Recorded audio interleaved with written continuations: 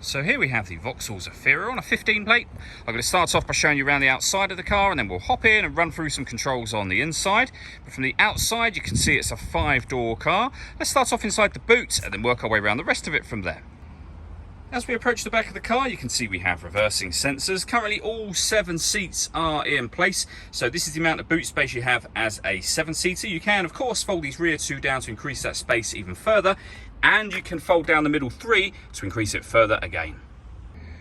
Okay, so we're just going to work our way back round to the front of the car, and then we'll hop in and run through some controls on the inside. But now that we've done a full circle of it, you can see it's in excellent condition the whole way round. Just briefly before we climb in, I think it's well worth seeing the interior from this exterior point of view. There's plenty to run through on the dashboard, so let's hop in and we'll do that now. Okay, now that we're inside the car, we're going to start with the dials. On the left-hand side, we have the rev counter.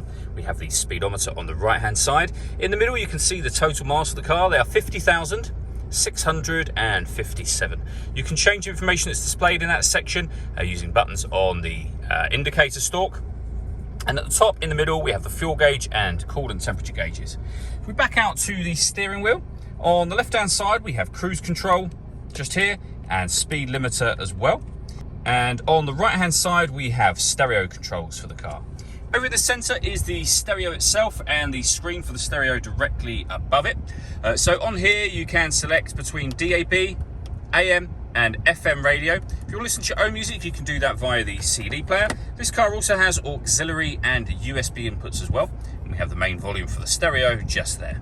Working our way down, you can see the CD player, below which we've got air conditioning. You can determine the temperature with this dial, fan speed on this one, direction of the air. The air conditioning is on at the minute, so that's off, back on again. You can recirculate the air that's in the car. That's a great way of heating it up or cooling it down quickly depending on the temperature you've set over here. And then we have our rear heated screen just there. Storage underneath this, and you open that up, we've got a 12-volt charging socket, your auxiliary and USB inputs for your music, and then a 6-speed manual gearbox. Just beneath that, you can turn off the traction control and the parking sensors for the car.